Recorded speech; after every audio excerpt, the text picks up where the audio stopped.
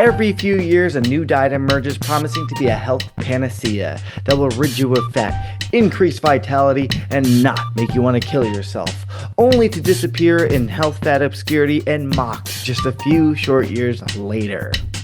Today, we're going to learn about the latest health facts and dispel the myths to get you on your journey to looking and feeling your best in 2025. To educate me on this is today's guest. He's a PhD and board-certified nutritionist that's been featured on Dr. Oz and CNN and has a best-selling book called The Great Cholesterol Myth. Here's my conversation with Dr. Jonny Bowden.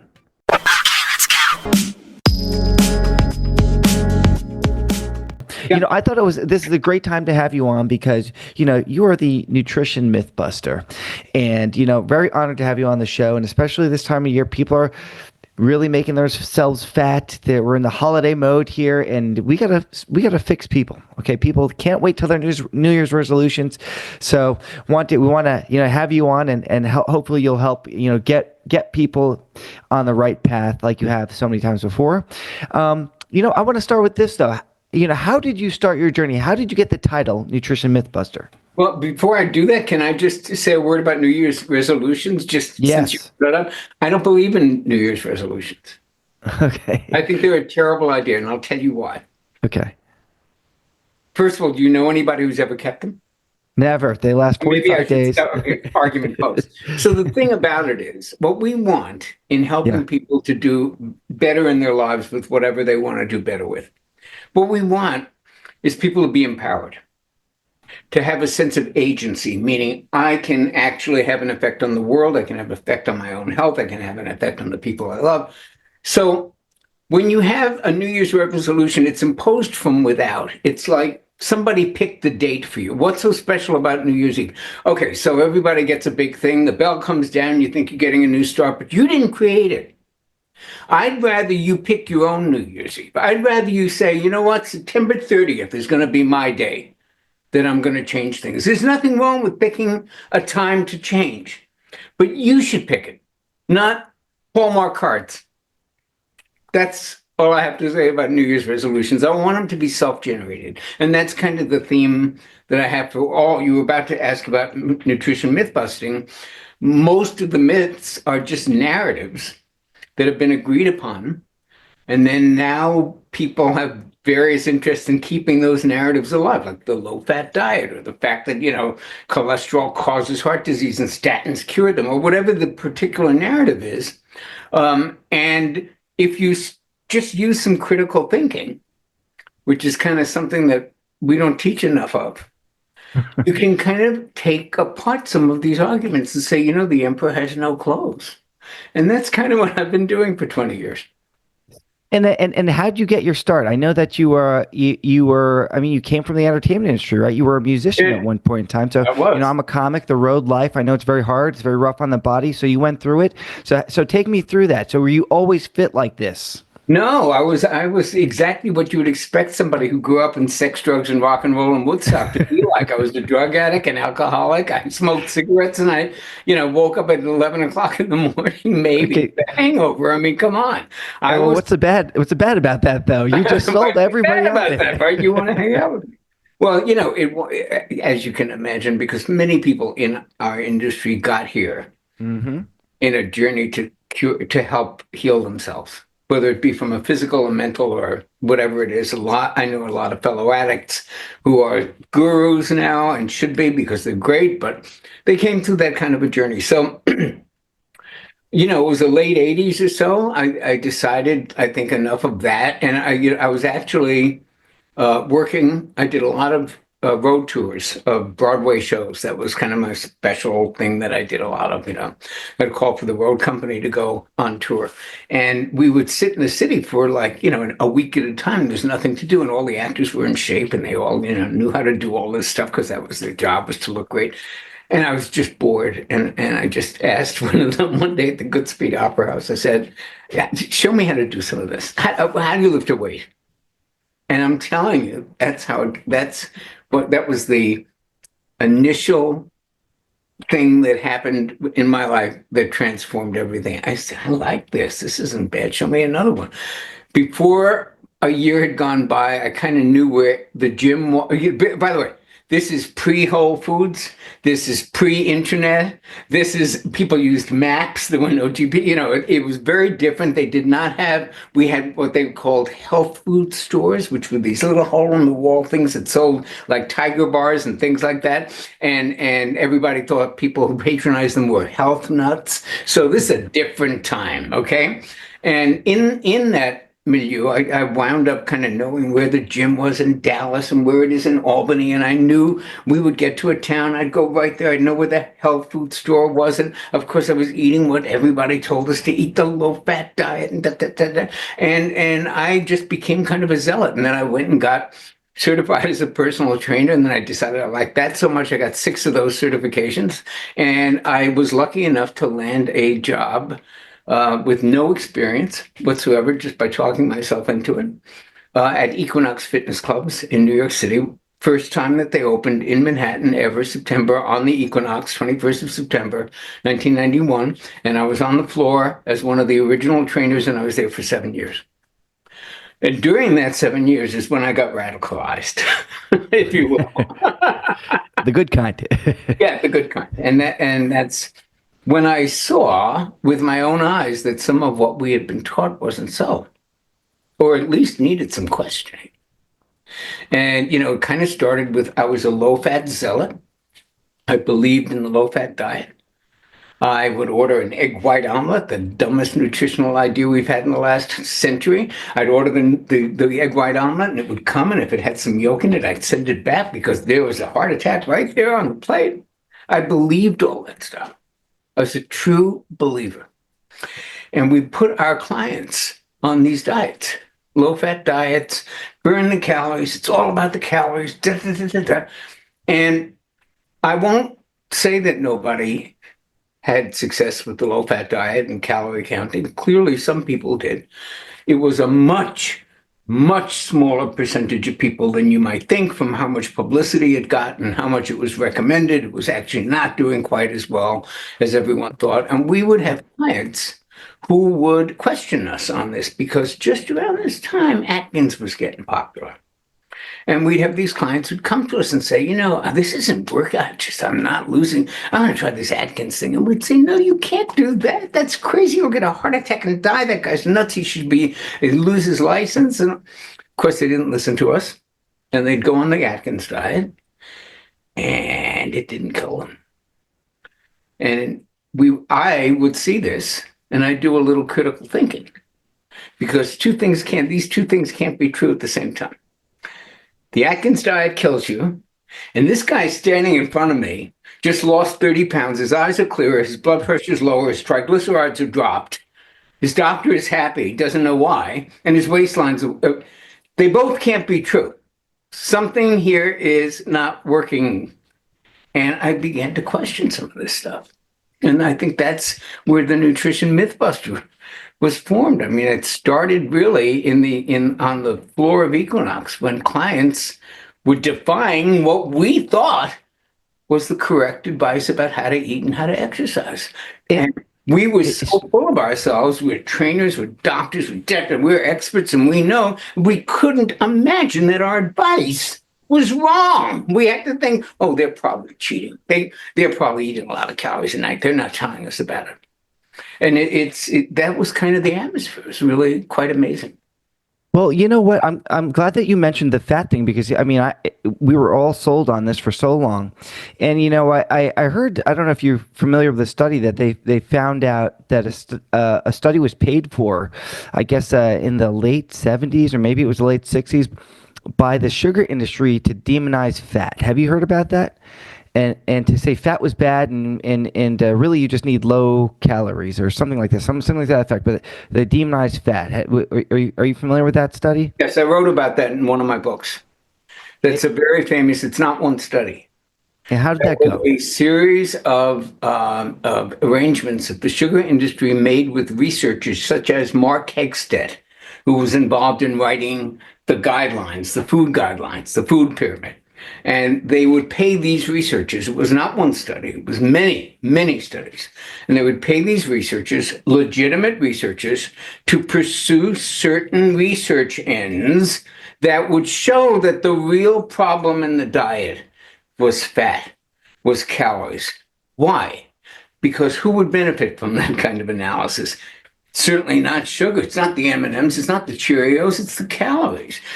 This did not end with this funding of studies to support that position. In the early 1900s, Coca-Cola funded, and I can't remember the name, I don't have my AI up here to find it, but it was a three-word acronym. It was a big international something to study metabolism and energy, and it was completely funded by Coca-Cola, and its sole purpose was to produce studies that showed that the problem was calories, not the source of those calories, because that was the narrative Coke wanted to sell. That was the narrative the sugar industry wants to sell. It's all about the calories, folks. Doesn't matter whether they're made of potato chips or cauliflower. It's about the calories. And you can get scientists to do studies like that. And there is data that shows that that might be true. But it misses the major point that we've learned in the last 20 years of nutrition and medical research, which is that it ain't the calories that are driving weight gain, it's the hormones. And different calories signal different hormones. So some calories that you eat, like sugar, signal a hormone called insulin, which one of its main jobs is to store fat. Avocado does not trigger that hormone. Some styles of eating trigger hormones like testosterone. Some do not. And hormones are what tell the body break down protein. No, build up protein. Build up fat. No, break down fat. All driven by hormones, which are in turn driven by food. And to say it's all about calories lets the industry that makes the biggest amount of food that drives the wrongest hormones up, it lets them off the hook because, it's only about the calories. And that's where this low calorie comes in, where we're all sold on the idea of we only have to have this stay under 2,000 calories. So now you're blowing my mind here because I told you I knew the fat study, but I was always told that if you stay under sure,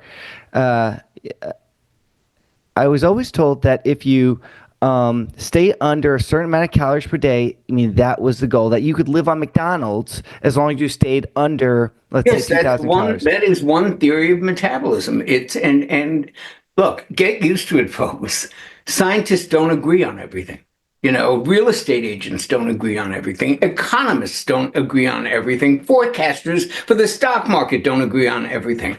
So to expect that there's going to be one theory of everything and it's never going to be challenged, if that were the case, there would be no growth to science. All right. So there are people who believe and have research to show that calories is the most important thing. If you design a study a certain way, you can get that result. And there are reasons to believe that there's some truth to that.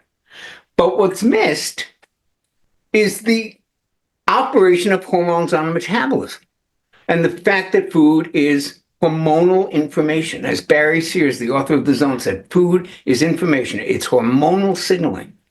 And hormones make you fat. Hormones make you thin. Hormones shrink your brain. If there's too much cortisol, they put fat around the middle. If it's too much cortisol, they build fat, they build muscle. That's what hormones do. They give you drives and energy, or they make you tired. They have a whole symphony of things that they can do to the body, and they're driven by food. And if you just say it's just about the calories, you miss this huge universe of metabolism that's driven by hormones. For example, one of the reasons people could eat more calories on an Atkins diet is because the things on the Atkins diet didn't stimulate insulin. Now, this is not a blanket thing that you could eat 10,000 calories a day, but you could probably eat 500 more on the Atkins diet than you could on a low-fat diet because there's less stimulation of the fat-storing hormones. So then So what would you say then? I mean, you've got a lot of great books out there. One of them is, on foods in particular that you should be eating, right? Which are the right calories that we should be taking in? Like, can I It's very, have very 2,000 simple. calories of blueberries? I don't know Is it? where are you getting that 2,000 calories from that ridiculous food label? That Yeah, is yeah. There's yeah. nobody who's a typical 2,000 calorie diet. Or the That's MyFitnessPal app. It'll tell you, yeah. it'll give you, it'll standard this, standard that, and it's very hard to maintain on that. So give it, guide us in the right direction. What should we be eating? What is the right? Calorie counting is, though it may work for some people, it is one of the hardest things to do in modern society. Nobody gets it right.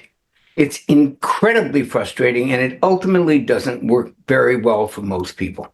Now, you could bring out a study and show me that people who walked around with a calculator. And by the way, did you have a tuna salad sandwich last summer? Because I'd like to know how many calories are in that. You might be able to find out how many calories are 2 ounces of tuna and 2 ounces of mayonnaise, but you don't know what Mrs. Jones put in her tuna salad, and you don't know what Mr. Baker put in his bread. And these are foods that we buy, and they are not calorie. You can't tell exactly when you're eating every day unless you want to walk around with a calculator and an Excel spreadsheet. So calorie counting is a dumb idea in terms of its practicality.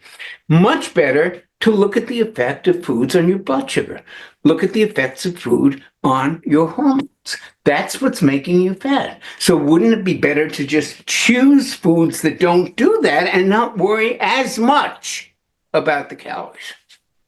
Yeah, that seems like it makes sense, but it seems harder to do. So how would somebody start? Yeah, I mean, how do you? If I wanted to say, which foods do this to my bloodstream, do I just go, okay, this one made me dizzy, that doesn't, or what would you recommend? What's the path? Because that sounds harder than counting calories. In an ideal world, we'd all be able to get blood sugar monitors like the one I'm wearing right here, this little white dot, and we would just point our iPhone to it any time of day, and we would know what effect a given food had on our sugar. However, since that's not happening tomorrow, the answer to your question is, how do we know? It's very simple. We have one rule and one rule only to obey when we are choosing foods. Is it real or is it not? If we did nothing, Michael, but eat real food, we'd be double-digit percentage more healthy, more vital. And, a couple of years ago, there was a program called Whole 30. It was a 30-day program. Everybody did it January 1st. Incredibly smart program. Problem, it had no follow-up. But it was a very good idea. And people for 30 days ate nothing but whole food. Nobody counted calories. Nobody looked at macros, how much protein, how much fat. Only one question, is this real? And you would not believe how many people don't understand what real food is. Is kale chips real food? No, kale is. Kale chips are not. Are you beginning to get it? So I always say, if you're not sure, it belongs to one of four food groups. Food you could have hunted, food you could have fished, food you could have gathered off the ground, and food you could have plucked from a tree. If you could hunt, fish, gather, or pluck it, it's real food. And if you couldn't, it's not. So if you eat just that way, mm-hmm. Real food, don't eat between meals, don't eat after dinner, you just followed those rules, you'd be a double-digit percent healthier and thinner and clearer-eyed and more energetic. So then, okay, so you said this now. Don't eat between meals, right? So now this gets into the fasting. This was the craze for the last few years. You don't hear too much about it now. It seems to be dying down. But is that something we should also adhere to, or is that now another myth that needs to be busted? I think one of the myths is that because you're not hearing as much about it, that nobody's doing it. That's not true. It may not be the latest thing on TikTok because they've moved on to whatever else people haven't heard of, and they'll make that a fad for. But people have been doing intermittent fasting for long before everybody heard of it, and they're continuing to do it today. It's gone so mainstream that there's not even any need. I used to teach a course in it. There's no need anymore. Everybody knows this. It's been written up in every magazine. There's no deficit of information on how to do it. There's a million different versions of it. There's a lot of different, and everybody I talk to is on it. So, I mean, it's not going away. It's just not a fad anymore. So would you still recommend it? Do you think that this is Absolutely. It's the healthiest way you could eat. And it is it doesn't always have to look like deprivation. If you go back to the 50s in this country, everybody was on what we now call a 12 and 12 fast, which means that you have your first breakfast at, say, 7, 8 o'clock. Then you have lunch at 12. Then you have dinner at, in other words, you eat in a 12-hour window. You go to sleep. You wake up the next morning. You're eating in a 12-hour window and you're sleeping for 12. That's a 12 and 12. Then the interval just gets a little smaller. The most popular fast in America now is the 16-8. It's basically you skip breakfast. You start at noon, you stop at 8. So a lot of people have trouble with that. I know that I personally have trouble with the 16, and I like that you brought up the thing in the 50s. So I think I read that the Kellogg's paid for the slogan "Breakfast is the most important meal of the day," Yeah, and it's that's not. kind of what fell through, Right. and it got everybody fat. But you have to also remember who you're talking to. If you're talking about young kids going to school, it probably is the most important meal. Mm-hmm. If you're talking about 4-year-olds about to go into, preschool, yeah, they need to have a high protein, high fat breakfast. They would have a lot less behavior problems if they did that. So they're not ready to do this. This is more for people who have a little bit more of a mature metabolism. They're adults, and now they're trying to either lose weight or be a little more clear-headed or have a little more energy or work out a little bit more or just be a little bit more focused. They're finding that limiting the amount of time you spend eating is a very helpful thing that has a lot of benefits. So is there one that we have to stick to or it'll stop working? You mentioned the 12 and 12. You said the 16 and 8 because the 16 and 8 is the one that I've heard so much, and I feel like, oh, I can't do the 16. Well, let me tell you why you can't do it. Mm-hmm. There's something called fat adaptation. Mm-hmm. So our body has two basic sources of fuel: carbohydrates and fat. It can use protein, but it would be like burning the sails on a sailboat for fuel. In an emergency, if it's you or freezing to death, you'll burn the sails. It's the last thing you want to burn if you're on a sailboat, right? So you don't want to burn your own muscle, which is protein. And if you're eating protein, you definitely want to use that for the good stuff, like making bones and skeletons and, and muscles and all that stuff. So basically, we got two choices: carbs and fat. And in a healthy metabolism, you can run on either fuel. It's like a hybrid car. You can use gas, you can use, battery. So it's got two fuel sources, and most people have a good mix of that. And a healthy metabolism will switch to one when it's necessary. Like first, if you're running real fast, it's going to be carbohydrates. You're running slow and long, it's going to switch over to fat because that's what's going to. You can only hold so many calories of carbohydrate in your body anyway, but you can hold 80 gazillion calories of fat, so you want to be a healthy fat burner. Most of us aren't. Most of us have been feeding our faces every 2 hours with sugary, power bar-y things, so our bodies don't even know how to access the fat. And look, I'm 140 pounds. I have fat that gets accessed. All of us have fat. And for most people, instead of it being readily accessible by the engine, it's like an ATM account that you don't have the key to. So your body can't burn fat. So that's why people who are like carb burners, or mainly carb burners, get exhausted when they're doing exercise because you run out of carbs and you can't do the fat. And that's why if you're fasting and you're having a real hard trouble, it's because you can't you don't have trouble getting, it's not like there's no fat there to burn. It's like you can't get the key open. So you got to start slower.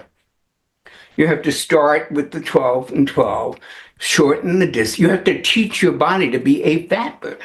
I had an exercise physiology teacher once, and it was way before any of these controversies and anything. It was 100 years ago. He used to say, you want to be a better butter burner. A better butter burner. You want to be able to burn fat. And most of these people, like me, for example, I get up, coffee with cream on the tennis court. I don't eat until like noon. Never have a problem with that. My body just switches to fat burning. It's become fat adapt. Doesn't mean I can't burn sugar. It just means I'm a hybrid car. You're less of a hybrid car. Once you get to that status, it won't be that hard to miss breakfast. How long does it usually take to get to that status? So I people don't have like a goal. They can say, you know what, I'll put up with this for a couple weeks, and then I'll start being feeling satiated and have energy sustained. I think as you switch to real food, as you switch to a really real food diet, it becomes easier and easier, and you don't even notice it. You go, I haven't eaten all morning. Hey, I didn't even notice it. It becomes more like that. But first, you got to do the real food work. Like get the junk food out, get the processed food out, get the chips, the donuts, the sodas, all the stuff. You know what they are. Everybody knows what they are. You don't need a list. Come on. If you're not sure, is this real food? Is it not? You're not sure? It's not. Done. And if you could do that for 30, I'm not saying it's easy, but it's simple. It's really simple. It's not how much potassium is in this. Well, I don't know what the macro is here. And what are the amino acid profile? No. Is it real food? Yes or no? That's all you got to answer. Well, I love that. I want to get back to this because I know I think this is really important when you're talking about is the hormones, right? So, could you tell us what food should we eat to trigger the right hormones? So, like if you're a man, you want more testosterone, what should we be eating? What does what? Not What can chips. you? Not chips. All right. So, Not nachos. no Protein. more not Protein. chips. Protein. Protein and healthy fat and fiber. It's protein, fat, and fiber. That's the secret combination. That's the trifecta. Now, the fiber will come from nuts and vegetables, but it's got to be the big fibrous, chewy vegetables like Brussels sprouts and all the cruciferous ones and things like that. But you could put as much butter on it as you want. You could put olive oil on it if you want. You can have a steak. You can have the butter. You just can't have the junk food. What about this? You say like the butter, and I know I've heard people like Dr. Paul Saladino talk about the grass fed, right? And so, does that make a difference? Should we be eating just grass fed meat, just grass fed butter, putting that on there? For health, it makes a huge difference. For weight, it does not. For weight, it does not, but for No, health. and I would hope to God that people care as much about their health as they do about their weight. So, But if you're asking me, and I'm being honest, your body doesn't, if you put chemicals in something and you put all kinds of stuff like that, unless they're endocrine disruptors, you're probably not going to see a difference in your weight. You're just going to see the slow destruction of your body. Now, grass fed, the factory farmed meat is raised with steroids, with antibiotics, with bovine growth hormone. It eats crappy corn as grain, which makes it inflamed, which means it has to have more antibiotics. It's a dim, horrible life, and the meat is filled with stuff that you don't want in your body. However, 100% grass-fed meat is not. Now, calorie-wise, protein-wise, fat-wise, they're probably the same. But in terms of their effect on your detoxification pathways and your liver, they're very, very different. so nutritionally, grass fed is the way to go. I believe that I am a big believer in that, yes. So this is what we hear a lot, and then now we were talking about how a few years ago it was the intermittent fasting. You heard a lot. Now we hear people talk about the carnivore diet. So what do we think about this? Is this another myth that we're going to dispel here? Is this a good thing? Is this full of your favorite friend, cholesterol? This is I'm going to beg the question. Hmm. There is no such thing as a good diet or a bad diet. There is only a good fit between the diet and the person. There are clearly and obviously and demonstrably people like Paul Sonaldinos, like Michaela Peterson, who have clearly benefited and continue to benefit from an all meat diet or a carnivore diet with sometimes they have a little fruit with it or whatever it is, but it's basically an all meat diet, right? That does not mean it's good for everybody. Everybody is different. This is the thing that countries that is the most difficult thing to really get people to understand because we tend to just think in flocks and go like, well, they use this diet. Oh, Beyonce's on this diet. Let's do that. And what we don't understand is that you have two people sitting next to each other, and they are different ages, maybe different sexes, a different height, different weight, different metabolism. They burn fat at a different rate. And to think that, and if you test them genetically, they're completely different on about 10 different important measures. Why would these people need the same diet?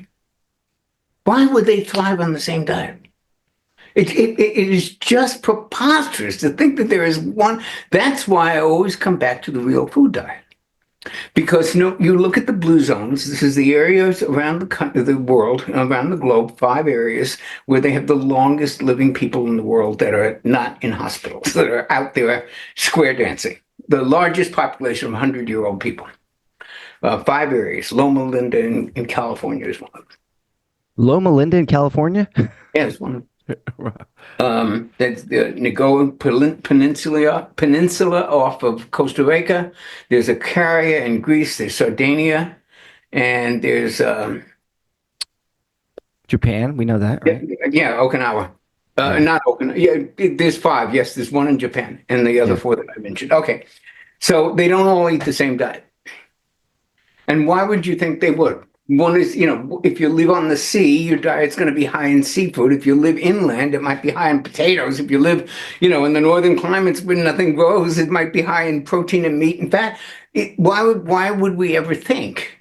So we're not even genetically adapted to the same diet. The only thing we're genetically adapted to across every culture in the world forever and ever since the human sapiens came on the planet 120,000 years ago, whatever it is, the only diet is the real food diet. Paleolithic man ate real food. He ate what he could catch, what he could fish for if he was near an ocean, what he could gather off the ground, or what he could pluck from a tree. And so did 100, 200, 500, 1,000 years later, the people in Syria or the people in Alaska, because everybody was always genetically programmed to get food from the earth, the animals, the environment, and not from a Cheerios box.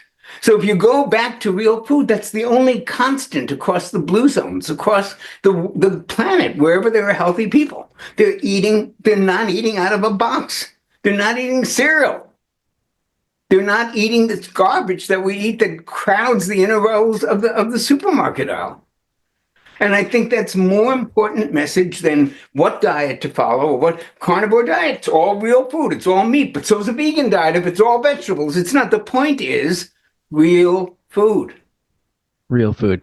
So that's why even if you're on one of these diets, right, you should be thinking about, what's in it. Because a lot of people, now they eat these Beyond Meats, these fake processed meats. And these are filled with the vegetable oils, the terrible type of oils. So, what are your thoughts on those? So you meant I don't think it's even worth talking. They won't be around in a year. it There's wouldn't be such worth junk, and everybody is finding out that they're junk. And I think there's such a backlash against them. I can't imagine they'll still be here in 5 years.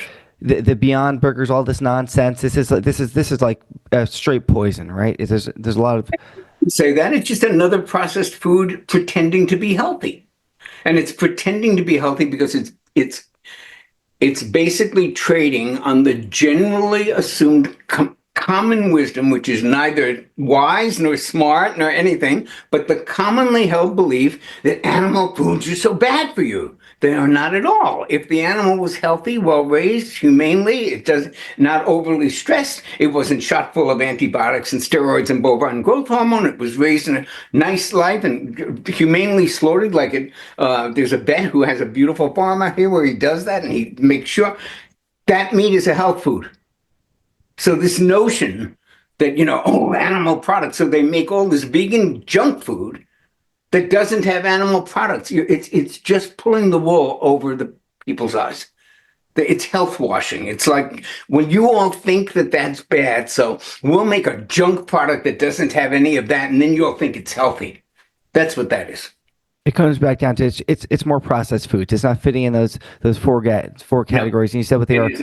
They're picked, they are hunted or Yeah. fished. What's the other one? Hunt, fish, gather, and pluck. Hunt, fish, gather, and pluck. I love that. So then, okay. So one of the things that people say that when they are one of these, eating lots of meat, they are scared of cholesterol. Now, tell us about this. I know this is that you wrote a book about this. Why should we not be scared? What have we been told a lie? We've been told a lie about this, right?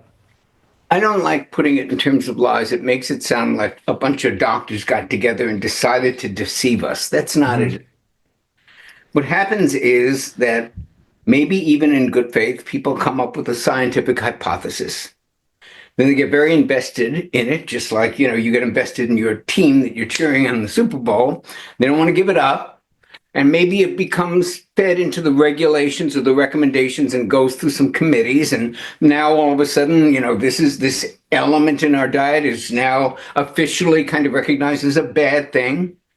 And we take a very simplistic understanding of that thing and we take it through the decades while we're meanwhile underneath the science is discovering all this other stuff and we're still talking about it like it's 1963, good cholesterol and bad cholesterol. Meanwhile, there's a body of scientific literature showing that cholesterol comes in like 13 different subtypes. There's non-functioning HDL, there's functioning HDL, there's LDL 2A, 2B, and nobody talks about it. It's all good and bad. So it's an out-of-date measure. And there are now modern tests, they're not even that modern, they've been around 15, 20 years, that look at the stuff that really matters with cholesterol. And we don't get those tests because they're not covered by insurance. And so doctors don't order them because they either don't know about them or they don't want to get audited for ordering things that aren't covered by the insurance companies. And you have a completely broken healthcare system. However, the information about good and bad cholesterol comes from the 60s. It's way past its expiration date. And there are modern tests now, such as the particle test, such as they call them advanced cardiac profiles, where they look at not just the cholesterol that's in the lipoprotein, but the lipoprotein itself, the LDL, the HDL. That is what the modern tests look at. That is what doctors don't even take a look at. And they're prescribing statin drugs based on something called total cholesterol, which is about as relevant to your risk of a heart attack as your hair color. So it's that much of a non-factor.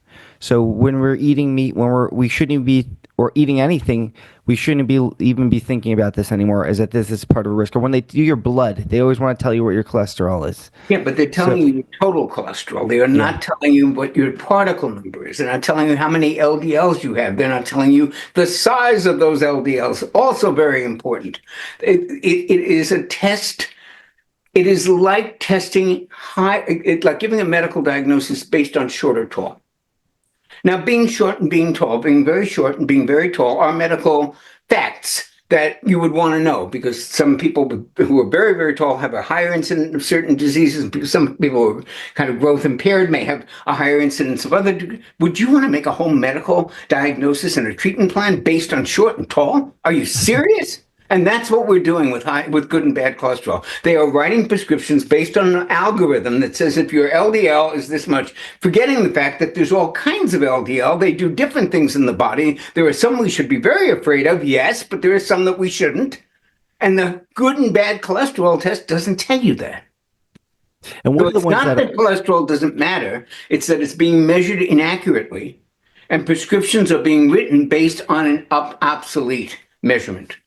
So what are the good ones that we should be wanting in our diet, and where do they come from? Well, again, there's nothing I'm going to list that isn't in the real food category. Yeah. Any meats that are, humanely raised and not factory farmed, game, any of that stuff. Any vegetables, eggs, full fat yogurt and kefir. For people who aren't terribly dairy sensitive, some people are. It's a high allergen. So again, you got to know if you're dairy sensitive or if you're wheat sensitive. A lot of people are. Many people are not. It takes a lead. You cannot do this, folks, the way we look up something on TikTok. You've got to do a little research about how your body responds to different things. And you got to know that you're fine tuning an energy system for life. This is like the only car you're ever going to be issued. And are you going to do oil changes on it or not? Are you going to make sure the tires are running or not? And that's what you do when you eat real food. So you should say, so we should be paying attention more, maybe keeping a little journal of, how we're feeling when we're eating certain foods, even if we are eating all the real foods, maybe see how it feels, maybe. Exactly. Exactly. Listen to your body. Right? Well, pay attention to that, right? Writing that down is a great idea. And then, So let's talk about longevity, because look at you, you look amazing over here. Look at you, you're spry, you're looking healthy. How do we stay young like you? What are the tips for longevity? Because this is another one that it is endless amounts of material out there. I don't know if you've seen the guy that was a billionaire. He's taking 100 different vitamins a day trying to keep himself young. I forget Yeah, his name, but he looks like a vampire. so it's a good thing that you ask, because I love talking about this in webinars, and I'm writing about this in my new book, and I'm giving a keynote address on this very topic. So longevity is a huge. This would be a great place to close, because I'm going to give you the best advice, and I'm going to tell you everything you need to know about this. Okay. So longevity is a very big goal for many people alive today.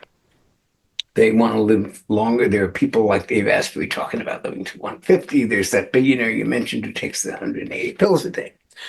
Peter Attia, wonderful, magnificent doctor who wrote a terrific book on anti-aging called Outlive. It was on the New York Times bestseller list for 6 months. It deserved to be. Very, very good book.